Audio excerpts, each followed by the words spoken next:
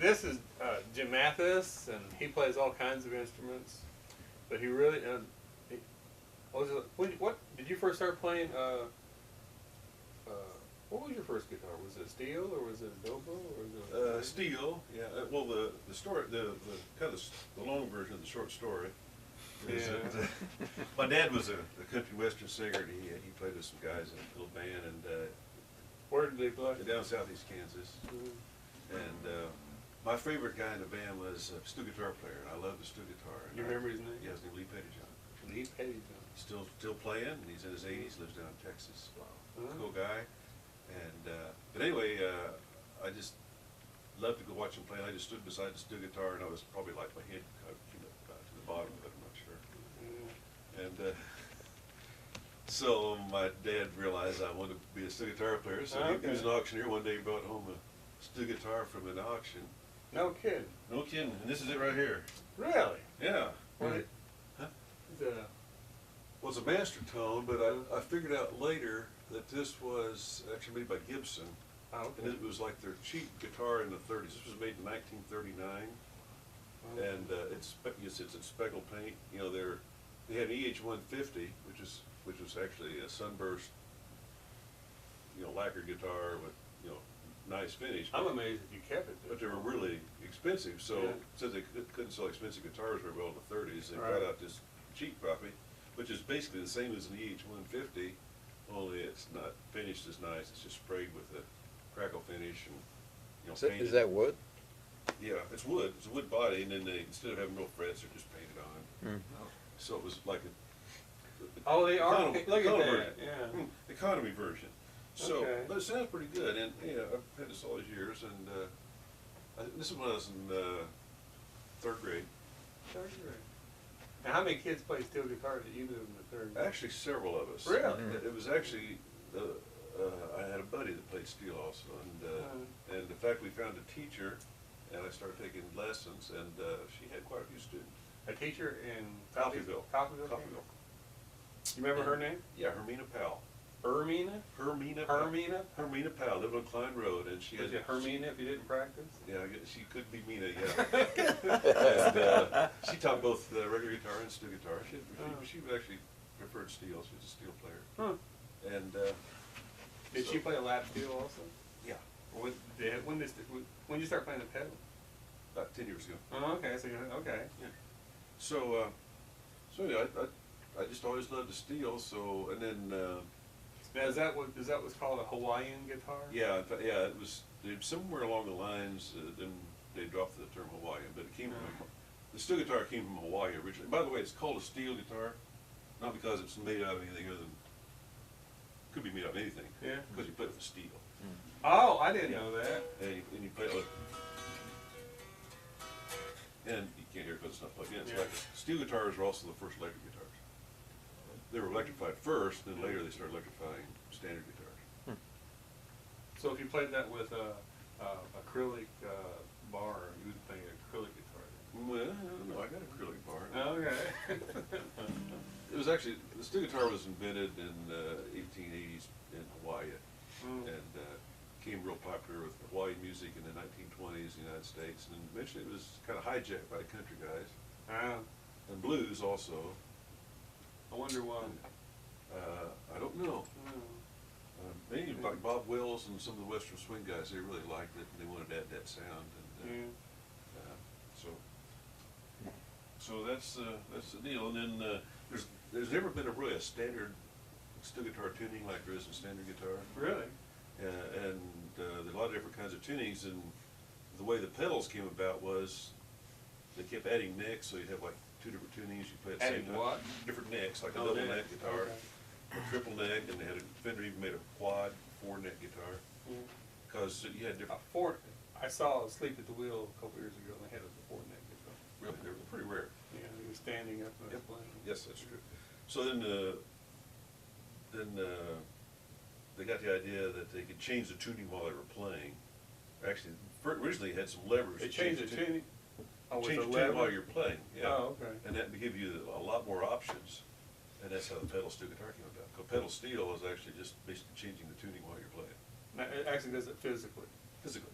Oh, I okay. never knew that. Pulling and stretching the strings, bending, pulling. They go both ways. But you call them push and pull. Raise Well, or we need lower them. different strings, different pitches by using knee levers and foot pedals. So you got Makes it very complicated. I was gonna say you had all this coordination. He's just smile and slide the bar, but underneath you have this hit. Steel guitarists normally don't smile when they're playing. And the reason is, have you ever tried to play one of these things? This is the most complicated contraption you've ever invented to try to get music out of. And then, of course, the way that the dobro came about was they were trying to get people louder. They wanted to be able to compete. The steel guitar player would be able to play with horns and different. Yeah. So they eventually came up with the metal resonator, which made the guitar a lot louder. What's the metal resonance? It's basically the same principle as a mechanical phonograph. Is that what you have with your other guitar? Yeah, and this is a national. This is called a tricone. It's called a tricone. It's got 3 metal resonators in it, which are basically Really? little metal speakers. I thought And they the were like- bridge sits on. The bridge actually sits on a spider, which A sits spider? What's a spider? It's a metal deal, which transmits the sound to these little metal cones, which work as speakers. So it's basically a Oh. mechanical amplifier, as opposed to electronic amplifier. Makes a rather unique sound.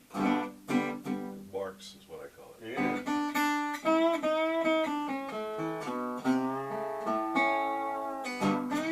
This is just an open G tuning, which is pretty much the common blues and bluegrass guys play open G. That's kind of, if there's a standard tuning for dobro or acoustical steel guitars, it's probably an open G. A lot of people do others. There's E7s and Yeah. 6th chords, things like that. Mm. In fact, I had this guitar tuned over here to a C minor 7th, which I've just been dinking around with a little bit. And that's the same thing as E flat 6. It is. C sharp minor 7th. Oh, C sharp minor. Okay, same E6. as E6. Yeah. E6, yeah. Okay. So it's an E with a 6 tone thrown Yeah. in there. So you get a lot more choice. You can play some minor chords and stuff open. When did you start playing dobro? About 74. How'd you get into that? Guy I worked with was a mandolin player. Yeah. So yeah, I played steel, I played bass, and a few other things, and I met this guy who's a mandolin player, and he said, "Well, let's go to Winfield." And this was like the first year of Winfield, Oh. and I didn't know. I said, "What's that?" And he said, "You'll find out." So we went down there, and I said, I can play the dobro because I already play steel guitar, so I bought myself a dobro, and I got my dobro in '75. Is it it? No, it's over there in Case. Oh, okay.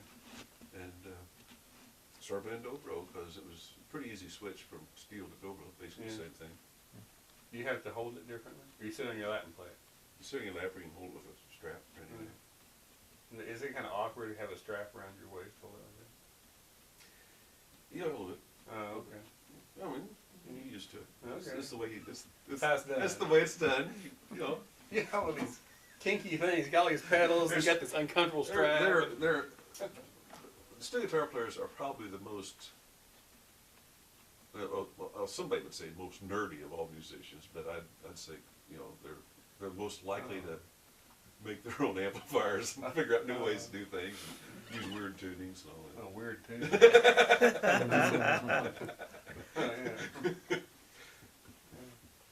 So I'm kind of a contrarian. I like weird stuff. In fact, I first saw this National Tricone.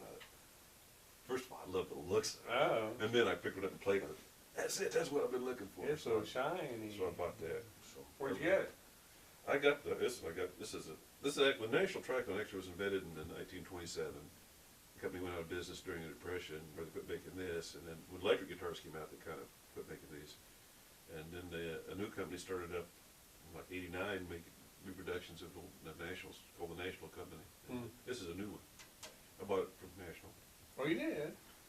Actually, I bought it from Jim Curley, music store. He ordered from National. Oh, okay.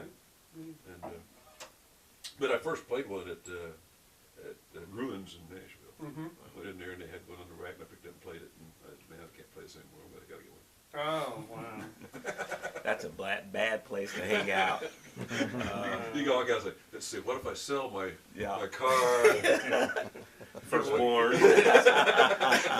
It's fun on hold. Yeah. Yes, that's right. Oh, well, we won't play it. No, He play something. He's gonna play something.